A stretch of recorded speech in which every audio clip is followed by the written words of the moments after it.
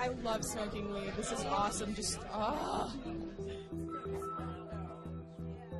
The war on drugs has been a catastrophic failure. You guys smoke marijuana? Yes. Oh, yes. Every day. Every day. You can't have a productive country when you've got between 30 and 53% of your grade 12ers using marijuana. Taking marijuana sales out of the underground market is not only going to put them behind the counters of legitimate businesses, it's also going to generate significant tax revenue. I'm actually not in favor of decriminalizing cannabis. I'm in favor of legalizing it, tax and regulation.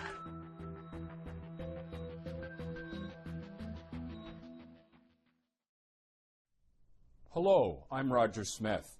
Marijuana is now legal or soon will be in 4 American states, and Justin Trudeau's promise to follow suit in Canada is already an issue in the run-up to this year's federal election. In the next hour, we'll talk to key players on both sides of the debate. We'll take a look at the current law in Canada to see how effective it is and why it's sometimes not enforced. And we'll take you to Colorado to find out what lessons Canadians can learn from the open sale of recreational pot and from the so-called green rush to cash in on a booming industry. This is Chasing the High, the politics of pot.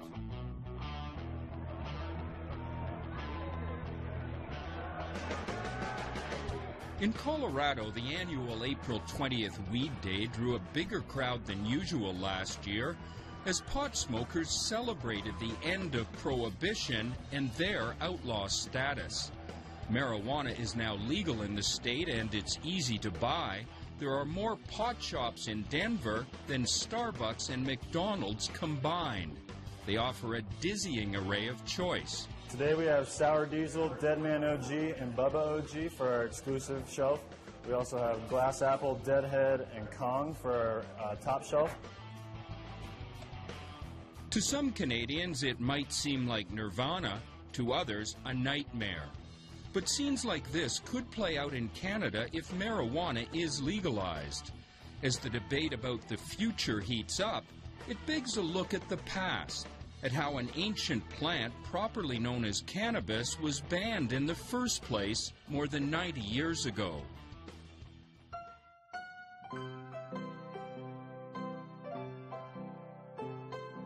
Emily Murphy is immortalized by a statue on Parliament Hill.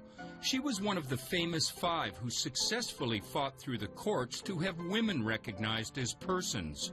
Her other crusade was against drugs and the people who used them.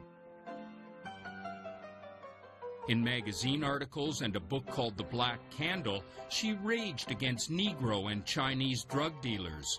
Marijuana smokers, she warned, become raving maniacs and are liable to kill or indulge in any form of violence. You see, it has nothing to do with any kind of health or social welfare or any of that. It was about racism, about demonizing the groups that use this plant. It worked. In 1923, under Liberal Prime Minister Mackenzie King, Canada became one of the first countries in the world to outlaw marijuana. It was not based on any medical knowledge or any scientific knowledge. Cannabis was made illegal in the 20s by just adding one sentence to a bill that was before Parliament. There was no discussion, no debate. In the U.S., the campaign against cannabis was marked by the same hysteria, like reefer madness. The tale of a pot addict who morphs into an insane killer in a film that would later become a cult classic. You want to kill me? I just want to talk to you.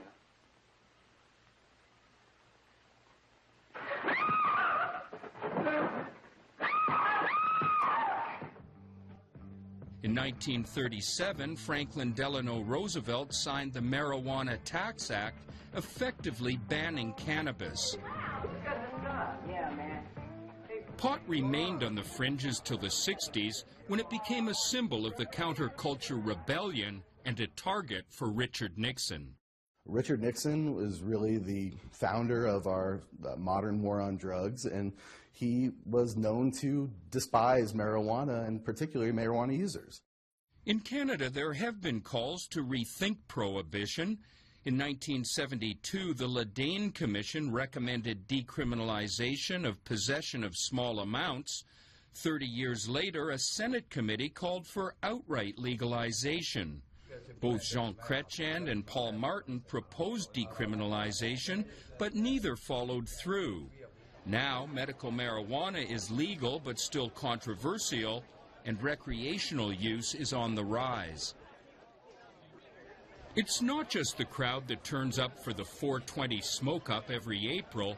More than 40% of Canadians have tried pot. About 3.5 million regularly take a toke. Where do they get it? From a thriving black market said to be worth more than $20 billion a year. Convinced that prohibition isn't working, Justin Trudeau says it's time to try something different. I've committed to legalizing marijuana. I think it's the only way to actually regulate and control it and make sure that we're keeping it out of the hands of our kids and stopping the sending of hundreds of millions of dollars into criminal organizations and street gangs. Maybe a nice guy. In a political debate that's being framed around crime and kids, Trudeau argues that legalization with strict rules will make it harder to get.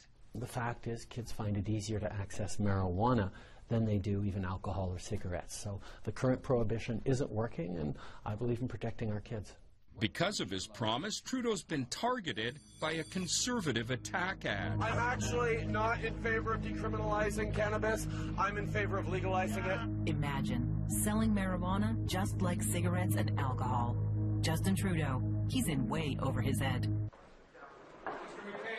Justice Minister Peter MacKay turned down a request for a sit-down interview on cannabis laws, but we caught up to him on his way to a meeting. Why do you think legalization of marijuana is a bad idea? Because it makes it more available.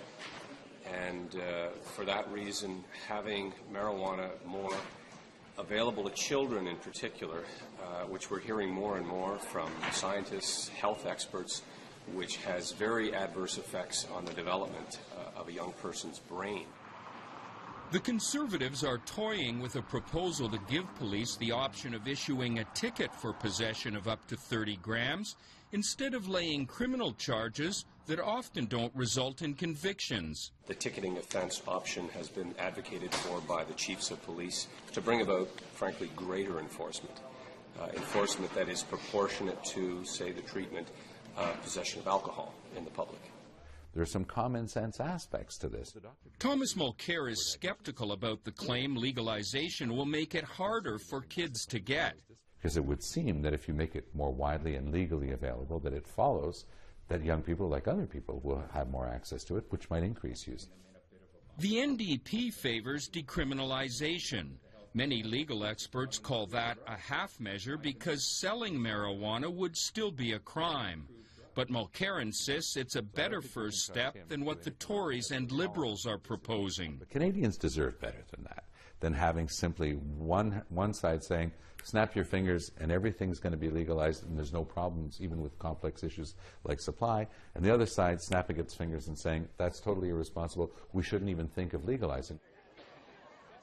Politicians may differ on solutions, but they agree on the problem.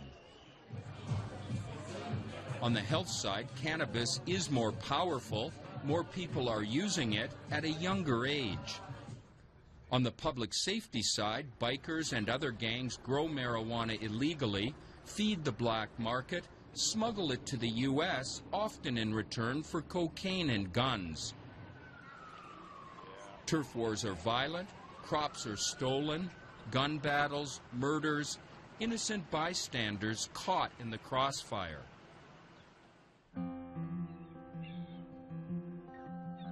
Vancouver is famous for its ocean views and beaches, its health-conscious West Coast lifestyle.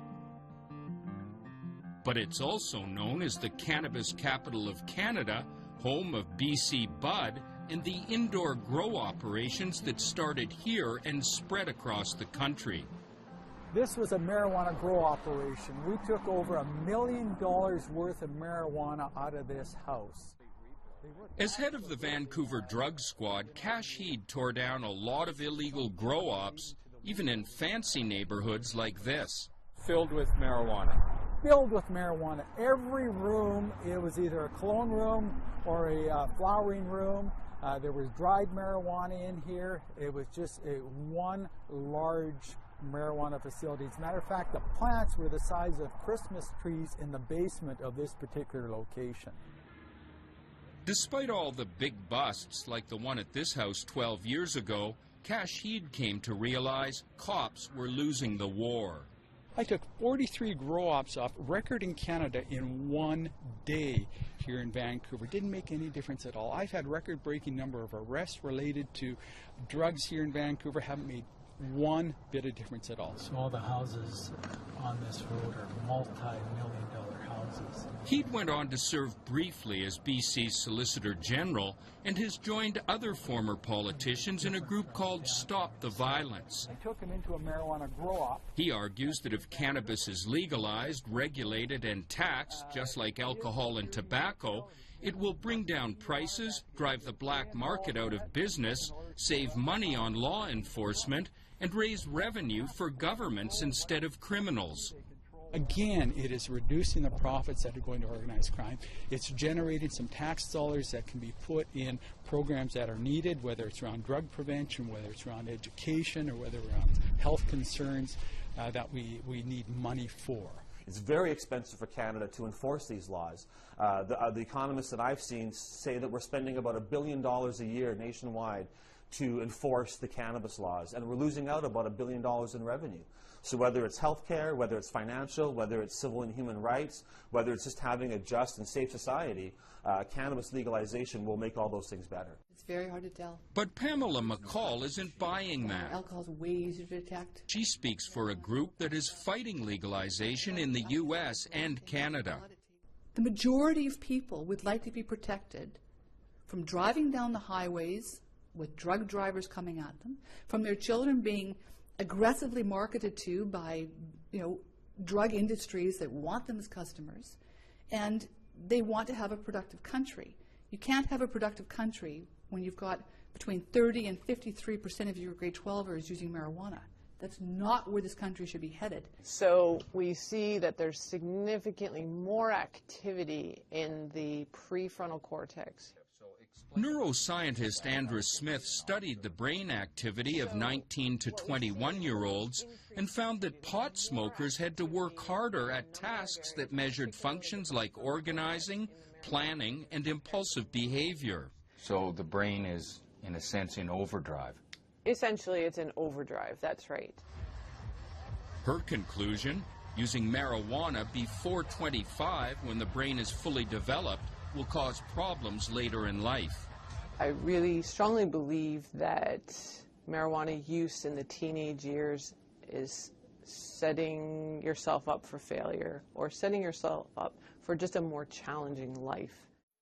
That message driven home in a $5 million government ad campaign. But did you know that marijuana is on average 300 to 400% stronger than it was 30 years ago? And that smoking marijuana can seriously harm a teen's developing brain. Smoking marijuana, it can damage a teen for life. I don't think so. And do even more damage, says Pamela McCall, because weed packs a bigger wallop than it used to. We think of smoking a joint, singing Kumbaya around a campground, right? We didn't think vaporizing 90% THC off the end of an e-cigarette and blowing our brains out permanently. The thing is, the stronger stuff is a product of prohibition, and kids are getting it anyway. A World Health Organization report says 28% of 11 to 15-year-olds in Canada smoked marijuana in the past year, the highest rate of use of 29 countries studied.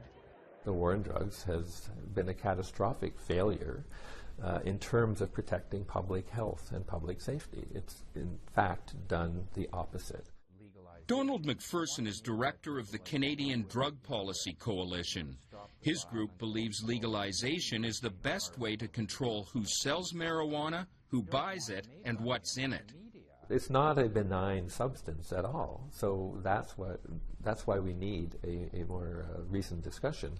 And if there are dangers to cannabis use, all the more reason to regulate it. It's silly to leave it in the hands of organized criminals and unregulated dealers. You know, we worry about what harms marijuana may have, but you forget about the fact that while you keep it illegal, people shoot each other and stab each other. John Conroy, BC's go-to lawyer on marijuana cases, has been fighting against prohibition for 40 years. It's in the face of well-mounted campaigns that oppose legalization and spend a lot of time trying to focus on children's brains and things like that in order to, again, create a fear in people. Medical marijuana is also a key factor in the legalization debate because acknowledging possible health benefits undermines decades of dire warnings about the dangers of the drug. The federal government was forced by the Supreme Court more than a decade ago to provide it, but the system is still being tweaked.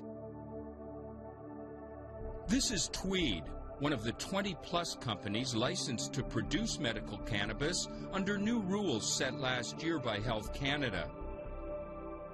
They grow strains with varying levels of THC, the psychoactive compound that gets you high, and CBD, the more therapeutic compound. Our goal as a company is to have a wide variety so that patients and doctors can make sure that you can find the right strain for your need. Under the old rules, approved patients could grow their own or designate someone to do it for them. Pretty easy stuff to grow, isn't it? Well, it does get its name weed for a reason. But grow-ops mushroomed, and so did their output, way beyond what authorized patients could possibly use. In a number of these grows, where an individual was licensed to, for example, grow 50 plants, they were growing 150.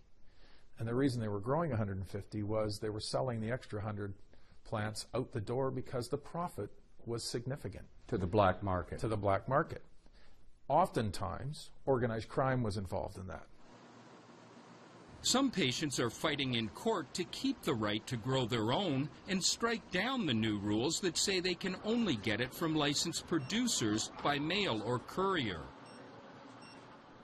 Though advocates say the new rules and legalization will choke out the black market, Eric Slynn of the Mounties is skeptical because marijuana is just too lucrative. Organized crime will find whatever loophole they can to make money. To get an idea how the future might unfold, Canadians can look here to Colorado, one of the first two states, along with Washington, to legalize recreational marijuana. The first step in 2013 made it legal to possess up to an ounce and grow 6 plants. But the real change came on New Year's Day 2014. That's when stores started selling cannabis products, from marijuana flowers and hash oil to edibles like cookies, candies, and soft drinks. Now, the green rush hasn't caught on everywhere with everyone. Legalization was only approved by a 55 to 45 margin, and 2/3 of the counties in this state have resisted the change by banning retail stores. Here in Denver, though, business is booming.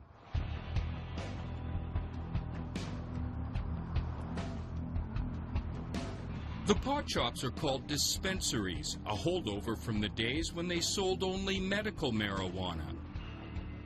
They are everywhere in Denver.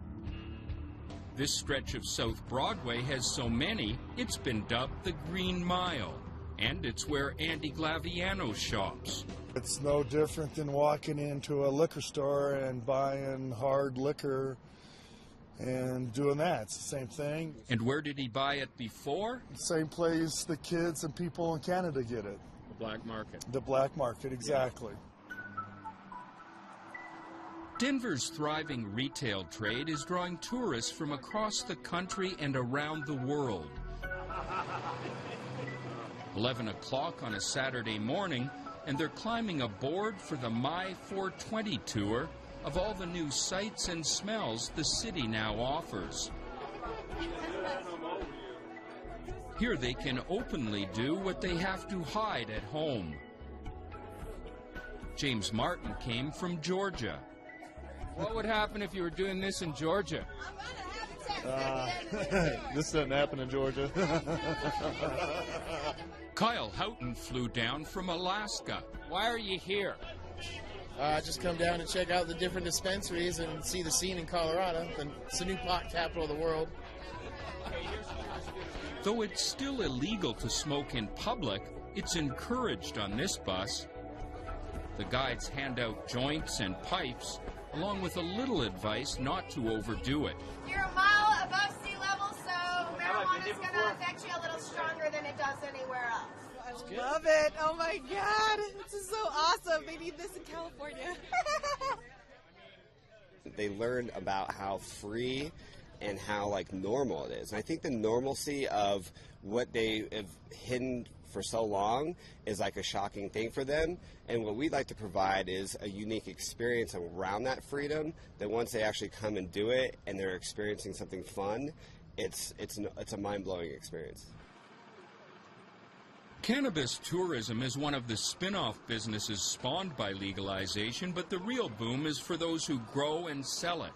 First stop on the bus tour, a grow-op. This one set up in the bays of an old storage facility, jammed to the rafters with plants, producing about 65 kilograms of high-grade bud every month. So what does this look like to you? This is like the field of dreams and the stairway to heaven over here. Oh my God, I love it. But they haven't come just to look, they also want to buy. At this store, Native Roots, they get help from Michael Pyatt, one of a new breed called bud tenders. Today we have Sour Diesel, Deadman OG, Bubba OG, Glass Apple, Deadhead OG, Kong, Pre-98 Bubba Kush, Dark Dream, and a special Lemon Sweet Skunk. 9 different ways to get high. 9 different strains all produce a different type of high. A gram costs $15 to $20. The tax is about 25% for recreational pot, but less than 3% for medical. And it's not just dried bud. Since smoking is frowned upon these days, the new craze is edibles. Truffles, hard candies, chocolate bars, drinks, tinctures, as well as brownies and traditional cookies. You can even buy a cannabis patch to put on your skin. You know, I like to tell a lot of people when they come in, would you like to smoke your high, eat your high, or put your high on? We're starting to see the grandma and the single soccer mom or the businessman. Store owner Rhett Jordan is cashing in on the rush to recreational. The stories we hear from our clientele range from, I'm just curious and I want something new, or I've been smoking weed since the 60s and it's about time this has been legalized. I mean, we have the full spectrum. Back on the bus after 5 hours, the tour is wrapping up in a smoky haze, and the consensus, legal recreational pot is a good idea that they hope will spread. I like it. I think it can work. I think it's working now. People could make money, have a good time, enjoy one another, and it's a lot less, I don't know, it's not as much of a problem as alcohol and things of that nature is, I think it's great.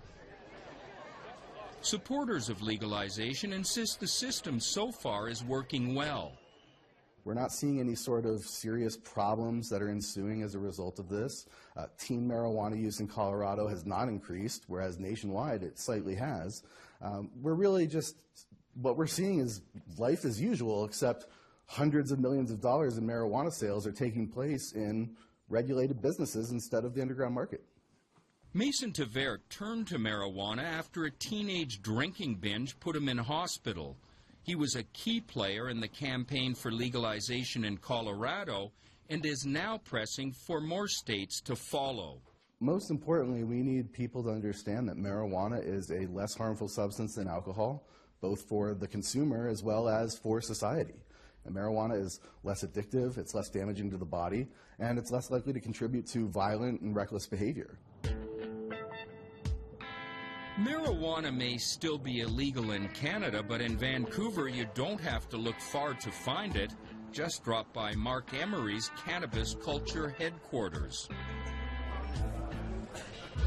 Upstairs is the Vapor Lounge, longtime haunt of the Prince of Pot himself. Back from 5 years in a U.S. prison for selling seeds into the States, free to indulge again. It's extremely, extremely smooth in a way that's almost aromatic or a nice spray or something. Okay, here we go. And to educate others, in this case showing how to vaporize a hash concentrate, what they call the hard liquor of cannabis. And it's very smooth and painless and very efficient. Similar lounges are popping up across Canada, but this one has been going for 8 years. There's a $5 cover charge. You have to be 18 or older to get in, though some appear younger. It's bring your own dope. Vaporizers and other devices to ingest it are provided. I prefer places like this where everyone's fine with what I'm doing. Exactly. People come in to enjoy. Just have fun. We love it. I mean, it gives us a space to sit back with around people who aren't going to judge us or tell us to stop. Emery is confident the day is coming soon when his long campaign will finally be over. Oh, that's so nice, isn't it? Wow, that's so smooth. Because this election is a referendum on the future of marijuana and the legalization of marijuana. And if a Liberal majority is elected, as I would like that to happen, then I think we can see legalization 6 months later. I think Justin Trudeau as Prime Minister would, of course, follow through with his plan. And I think it'll be a tremendous legacy for him to get that done. But love for the Liberals is unreciprocated. Emery's wife, Jody, wanted to run for them in Vancouver East. So the Liberal Party, which has a possibility of forming government, has said legalization may be part of their platform, and I want to be part of that. But since we talked with her, party brass vetoed her candidacy because of fears the Emerys are just too controversial. Vancouver politicians and police have established a kind of truce with the city's well-established cannabis culture. Police say their focus is on traffickers and criminal gangs, and they don't generally bother with simple possession. They're also turning a blind eye to all the medical marijuana dispensaries springing up all over town. That's created a legal gray area, which makes Vancouver a lot different than most cities in Canada, where the law is less tolerant. There are more than 50 dispensaries in the city. 8 of them, a chain called Weeds and Gifts, are owned by another battle-scarred veteran of the pot wars. Well, this one, the particular one here, is Bubba Kush, and it's good for sleeping, it's good for pain relief, it's good for nausea, it's good for a lot of things, right? Don Briere flourishes in that legal gray area, selling a wide range of smokables and edibles. We have the world-famous Nanaimo bars. We have really spectacular chocolate chip cookies. And then for the people who want gluten-free, gluten-free. Yeah, Watermelon makes a beautiful, beautiful licorice quinoa gluten-free cupcake. How can I help you? Can I get a gram of the house, please? You need that? It's not that hard to qualify as a customer. They take your photo and give you a medical cannabis card if you bring in a doctor's note saying you suffer from one of a long list of conditions, or if you simply bring in an old prescription. So if a doctor gives someone a prescription for Tylenol 3, they come in with that and you would give them marijuana instead? As an alternative, yes. Yeah. Okay, so because you can use it for any of these different symptoms. Yeah. But that's against the law what you're doing, right? Well, yes, it is. I doctors now. And what are the symptoms that Devin Schultz hopes to soothe? How about that back? I do hair and I have big, so my shoulders and like my back get really sore like by the end of the day. At the back, joints are pre-rolled for customers who don't want to do it themselves. All the marijuana comes from growers who aren't allowed to supply him. Who are, again, technically breaking the law selling it to you. That's correct, yeah. But, you know, we, again, once more, technically, it's far more illegal to keep this illegal because we know that it helps with cancer, and we know that it helps with epilepsy.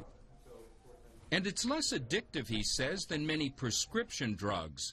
That's why Megan Hood prefers cannabis to deal with her colitis. I hate being handed a script of oxycodone and have my system shut down on me, and you get wired to the narcotic. A cheaper, easier solution, healthier.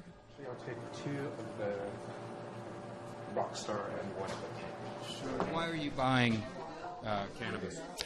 Because of being HIV positive, and it helps me with relaxing my appetite and sleeping sometimes, most of the time. How to deal with sketchy dealers. It's consistent. Aaron Fox says it helps his depression, but also admits he simply likes to get high. So the medical, in a sense, is a cover for using it to get high. Yeah, I mean, I think for a lot, I mean, I don't want to say that, but that's definitely part of it. Don Briere gets away with selling it openly, but he hasn't always. 10 years ago, Briere opened Dekine, the first pot dispensary in Vancouver. After a few months, the police moved in, closed it down, arrested staff. Briere was caught with marijuana in his car and sent to prison. The Dekine bust was ordered by the head of the drug squad back then, Cash Heed. They were just selling their product to anyone that wanted to buy it. They could come in with a falsified medical document saying they have this ailment, and they would buy products. Briere got out of jail and started again. Spent about 2.5 years in jail. You risk doing it again. Why? Well, because once more, we're in the right, and the people who are trying to keep this illegal are in the wrong. Cash Heed did allow one dispensary, the BC Compassion Club, to stay open because he felt it was helping legitimately sick people. It's still operating today. Hi. I'm good. How are you? Theodore Dixon has been confined to a wheelchair since being hit by a truck 13 years ago. The lollipops are great because you can just chew on them all day long, and they're kind of cool. It really helps with the chronic pain. Not only does it do that, it helps psychological with the mentalness of being in a chair, like the ability to be able to get past your thoughts of depression or despair. The majority of our new members in particular are over 60, and many of them have never tried cannabis before. Their doctor actually told them to come and try cannabis, and so they may have tried it once in high school and then never touched it since, and now their doctor's telling them that they need to use it medicinally, and so there's a lot of education involved in that. We do know. Jamie Shaw admits some dispensaries are not as rigid as the Compassion Club in screening out customers who only want to get high. Dispensaries know that if they say they're medicinal, they can keep operating, and so there's a lot of dispensaries that maybe that's not really their focus, but that's what they're doing in the meantime. Across the street, the BC Pain Society doesn't always require a doctor's note, and its main attraction is a vending machine. Put in your money, out comes your pot. How big's your business, money-wise? Money-wise, it's okay. Yeah, it's okay. Okay is an understatement. In its first 5 months of operation, this one vending machine took in $1.4 million. Not bad for a business that's basically illegal. Technically, according to the Criminal Code of Canada, yes, what we're doing is illegal. I'm not hiding that. But we are also, like I say, you talk to the members who are curing cancer and serious illness, and they want to live the last week or 2 or 3 of their lives in comfort and be able to talk to their loved ones when they die. You tell me how I'm doing a bad thing in here. So what do you think when you see these dispensaries like this one Well, they're not dispensaries, they're called stores, and they're selling marijuana, and it's illegal in this country, and it shouldn't be happening. So you'd like to see places like this closed down? Oh, absolutely. 100%. Shouldn't be here. It's an embarrassment to the city. Shouldn't be here. Well, they're illegal. I mean, we either have law and order or we don't. There are problems, too, with the government's legal medical marijuana system. Under the new rules, it's being left to doctors like Barry Dworkin to prescribe it for patients, and he's not happy. We have people reporting that it has helped them for various medical conditions, but there's no controls. It's essentially anecdotal reporting.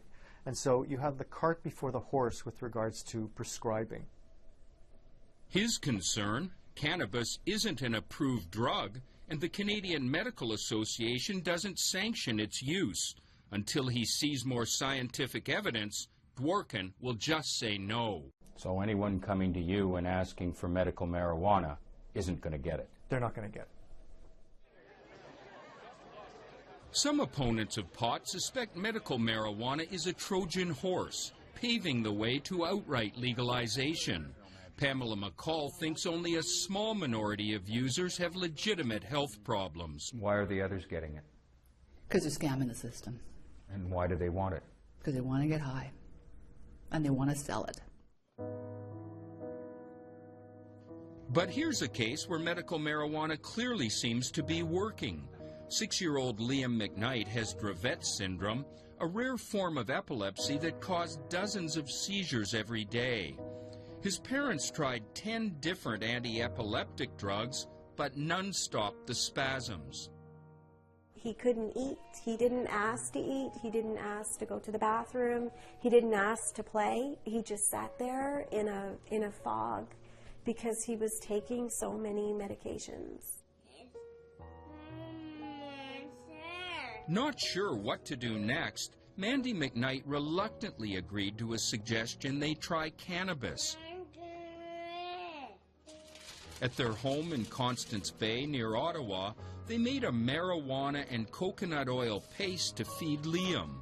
Mandy's journal records the result. This is the day that Liam started his coconut oil. He had 67 seizures this day. He was seizing every 10-15 minutes. He had his first dose at bedtime, and then this was the next day. You can see the seizures have decreased significantly, still having quite a few, but 10:30 at night he had his last seizure, and after that he hasn't, you can see that 0 seizures. And then still no seizures. Liam still has the occasional seizure, but many days go by without any. It's amazing. He's going to school every day. He's showing an interest. He plays with toys. He has friends. The turnaround hasn't been easy. No local doctor would prescribe cannabis. They had to find one in Edmonton. And Health Canada only lets them get dried marijuana to be smoked. I would never give my 6-year-old, roll something up. I don't know if I even knew how to do it. I wouldn't do it and give it to our 6-year-old. A BC court ruled last year that denying an edible form is unconstitutional, but Ottawa is appealing that decision. So Mandy has to make the medicine herself illegally. First, the bud goes in the oven. So it's 5 minutes in the oven. Then it's mixed with coconut oil and cooked in a crock pot. 6 hours later, it's ready. So this is the end product. This is Liam's oil that he takes during the day. But no matter what they have to go through, the bottom line for the McKnights, cannabis seems to be helping their son do better. For us, it's been a miracle. In Colorado, the green rush started with medical and it's gathering steam with recreational. The marijuana business is expected to be worth close to $1 billion this year and raise up to $100 million in taxes. And the key players aren't the aging hippies and stoners you might expect. We met 3 of the new faces of Cannabis Incorporated, a former model, a telecom millionaire, and a university graduate with degrees in business and chemistry. We're in the mother room, and this is where the plants from which every plant in Medicine Man originates. Sally Vanderveer's brother started growing medical marijuana in his basement, and it's blossomed into a family business. Out front, the dispensary is guarded by armed security, as most of them are. Out back, an elaborate grow-op produces 3,000 kilograms a year of big buds like this. Now what you see she's doing is cutting the sweet leaf or the tight trim off so that when it gets to the final state here, there are no leaves or anything on there that our customers wouldn't want to purchase. Definitely not the twigs and seeds that past generations sometimes had to put up with.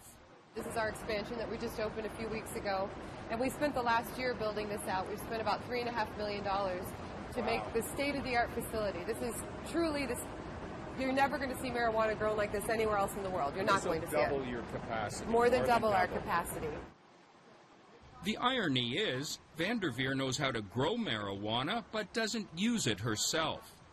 So this isn't a stoner's business. No, and that's what a lot of people are surprised at. They come in here and they think they're going to see people sitting around in tie-dye, stoned, smoking, listening to Grateful Dead music all day. And it's really not that. And as we go and you see everyone working, it's a lot of really hardworking people, dedicated and passionate about growing marijuana. But Vanderveer isn't content with being a big player just in Colorado.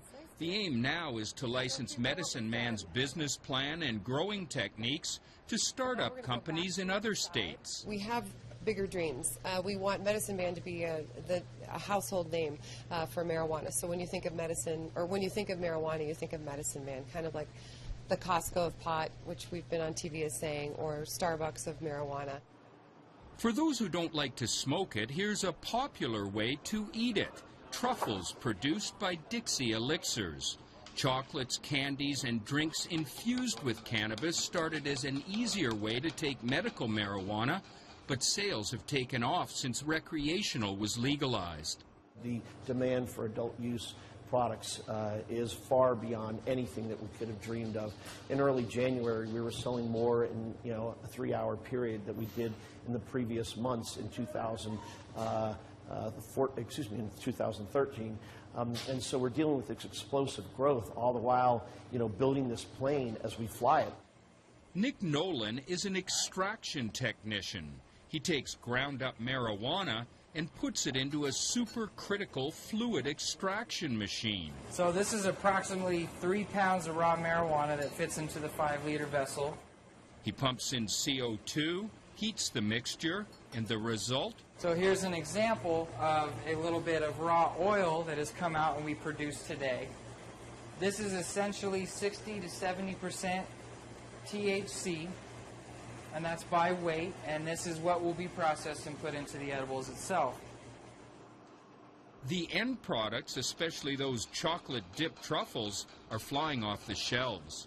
The reality is that the demand for these products far outweighs the supply. At any given time, we have hundreds and hundreds of thousands of dollars of backlog.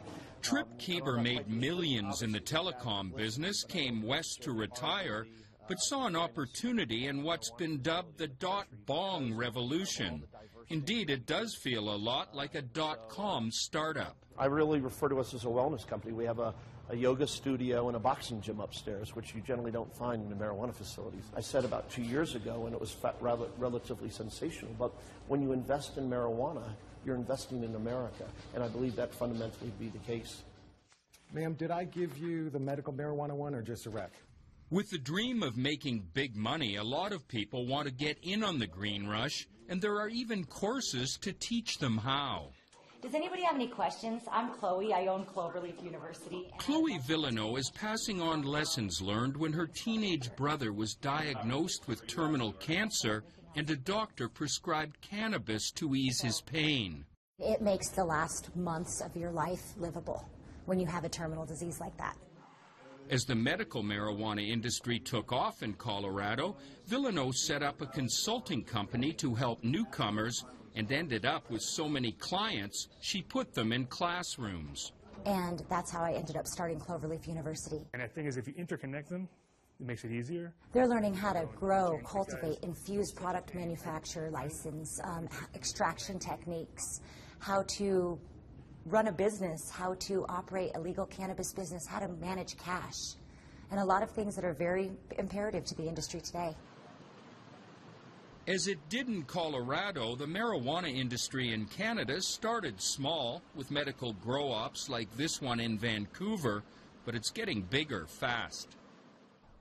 Health Canada predicts that in the next decade, the medical marijuana industry will be worth $1.3 billion a year, with the number of users increasing tenfold to almost 500,000. The thing is, there may be that many people already using it. Health Canada only tracks the 40,000 or so people authorized to use it under their system, and it doesn't track the tens of thousands more who are getting medical marijuana on the gray market through compassion clubs or dispensaries or on the black market. The new licensed producers are already having an economic impact.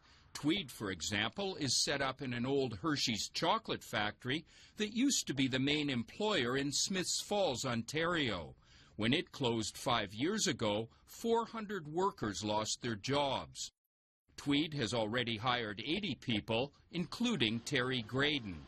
It's been a tremendous gift to the town of Smiths Falls and the surrounding area.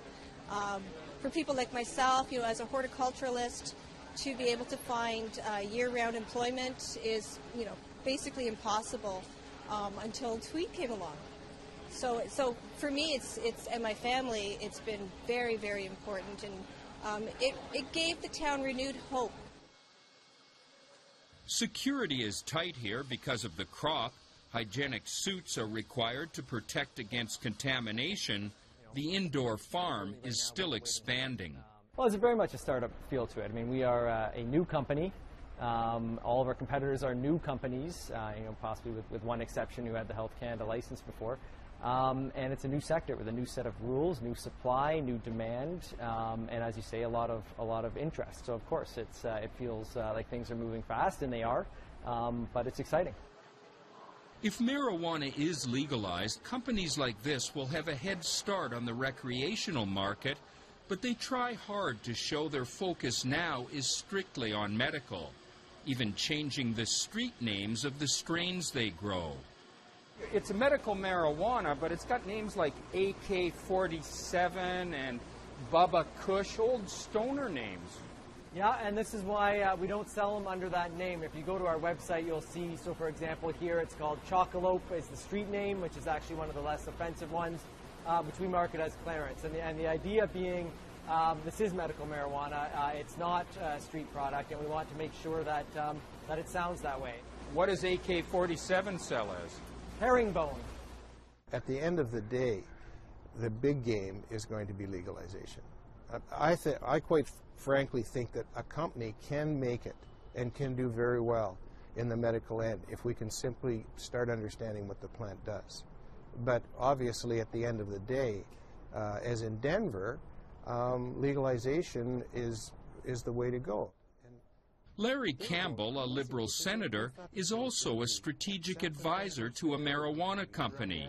So is Cash Heed, the old drug squad boss, now laying a bet on legal recreational use. I think a lot of investors are looking at that and determining that this is a sound industry to get into. So I just want to make sure that it's done right. Other big names working for medical marijuana companies include former Liberal Prime Minister John Turner, former Conservative Cabinet Minister John Reynolds, and Mike Harcourt, the former New Democrat Premier of BC.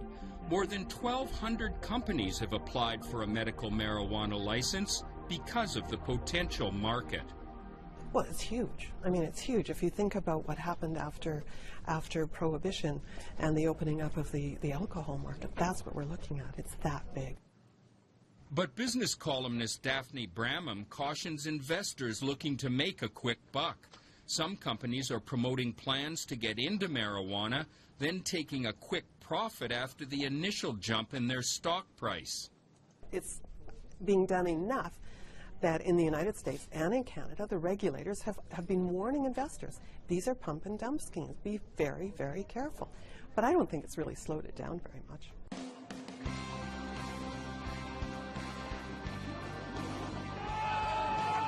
Back in Denver, kickoff at the Broncos game is still hours away, but the parking lots are jammed and the tailgate parties are in full swing. In this crowd, booze is still the fuel of choice. Broncos! Woo! All right, 1, 2, 3. We came here to find out how the beer-drinking football crowd feels about legalization, and it was surprisingly hard to find any critics.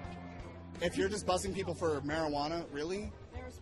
There's worse things out there than marijuana. There's murderers who are going free because there's not enough space in prison because they have places for people who are carrying marijuana.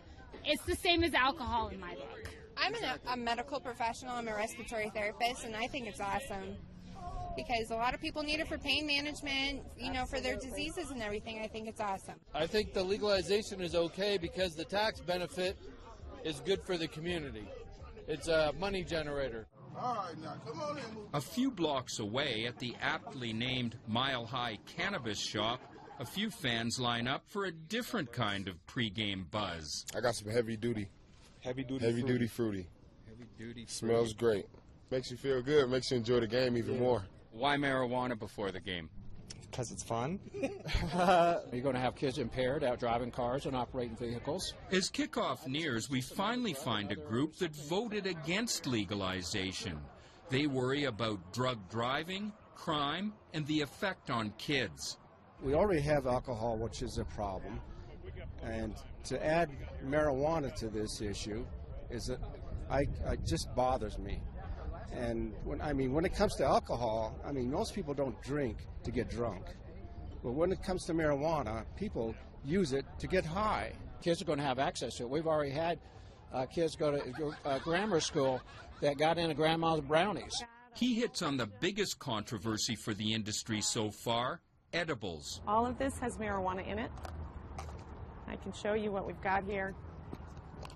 We've got cherry gummies, peach gummies. Rachel O'Brien lays out a selection of cannabis-infused candy from local dispensaries. She accuses the industry of trying to get kids hooked early. What you have here is you have fruit flavoring, food coloring, and sugar in these products. And if that doesn't appeal to kids, I don't know what does. Her group wants the state to ban edibles, and its campaign has been fueled by tragedy. A 19-year-old college student jumped or fell off a hotel balcony after eating a cannabis cookie. The coroner cited marijuana intoxication as a factor. Do incidents like that set you back? Of course, it's a setback for the entire industry. New regulations now demand child-proof containers, better labeling, and edibles limited to 10-milligram servings, which spells the end of those big 50-milligram truffles. At the end of the day, I believe that we'll have a set of rules and regulations that both protects the adult use consumer, the medical marijuana patient, and then certainly allows our industry to thrive as it is today. As for the black market, legalization hasn't killed it, partly because it still has customers in neighboring states where marijuana remains illegal. But prices are falling, and Mason Tavert insists criminal profits are shrinking too. The fact is that hundreds of millions of dollars in marijuana sales are now taking place in regulated businesses. Those are all sales that would take place illegal in the underground market. So clearly, this is taking a huge chunk out of the underground market. Another concern at the state capitol building, revenues have fallen short of expectations, partly because so many Coloradans get medical marijuana cards to avoid the tax on recreational. I think there's legitimate people out there, but I think overall it's a scam. Absolutely. Tom Gorman is a former undercover cop who now heads a federal anti-drug agency in Colorado. He believes some of the problems have caused second thoughts about the narrowly approved constitutional amendment that made pot legal. So I think, yes, you're seeing a little bit of buyer's remorse, and within time, I believe within 4 to 6 years, there'll be a ballot initiative to overturn Amendment 64. But supporters of legalization say there's no going back in Colorado, and even more states will follow. I think it's now starting to become an understanding that, like, the cat's out of the bag, and that this thing is going to grow nationwide. And so being here in Colorado, being on the ground floor, ground zero I like to call it, is pretty incredible for us. And yes, as being a ganga-preneur, it's a major opportunity. In Canada, polls suggest a clear majority of Canadians favor legalization, but there's debate over what our model might look like. Not surprisingly, longtime marijuana activists want the right to grow their own. I think that this plant is so easy to grow and so easy to produce that if you're going to try to stop people from growing it on their own and forcing them to buy it from big corporations at an inflated price, that just won't work. And they want the right to sell it. You'd support a system like Colorado, retail, over-the-counter? That's correct, yeah, that's the way it should be. But others prefer a liquor store model with tighter regulations.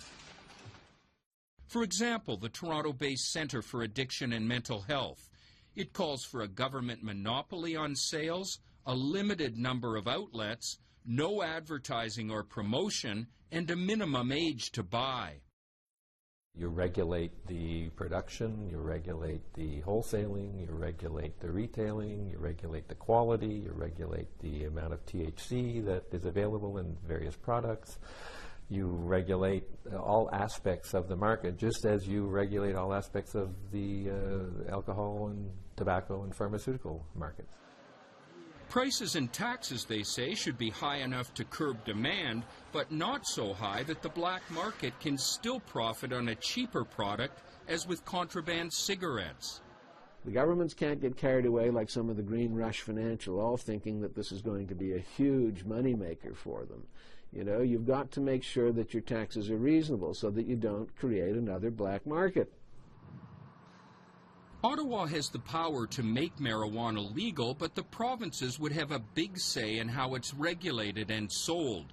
Justin Trudeau says he favors strict controls. Well, you know, we're looking an awful lot at Oregon and Washington and Colorado and the different jurisdictions around the world that have done this. And I think there's a number of lessons to learn. But I think on a high level, I look at it as how we currently control alcohol.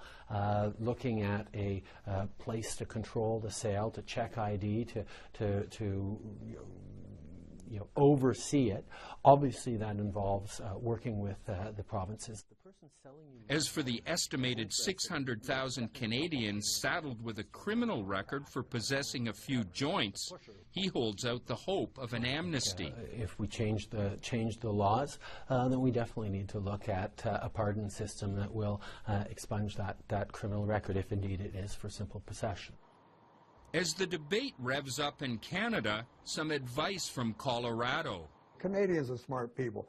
Make an informed decision based on these labs. And if you see Colorado go to hell because of this, then you know what? You say, we don't want this for our country. But if you see nothing happen, you can say, look, we looked at Washington and Colorado. Nothing really happened. There was no major change. Positive things that happened from it. It's a good idea. Just wait and make an informed decision. That's all I would ask Canada to do. Canada doesn't stand to gain anything by sitting around and waiting to see what happens in the United States. We know marijuana prohibition has failed. Canada has experienced the failures of marijuana prohibition. There's no need to wait to end this ridiculous policy. So should prohibition continue, or should Canada try a new approach to cannabis by decriminalizing it or by going all the way to make it legal? Those questions may well be decided in the next federal election. For CPAC, I'm Roger Smith.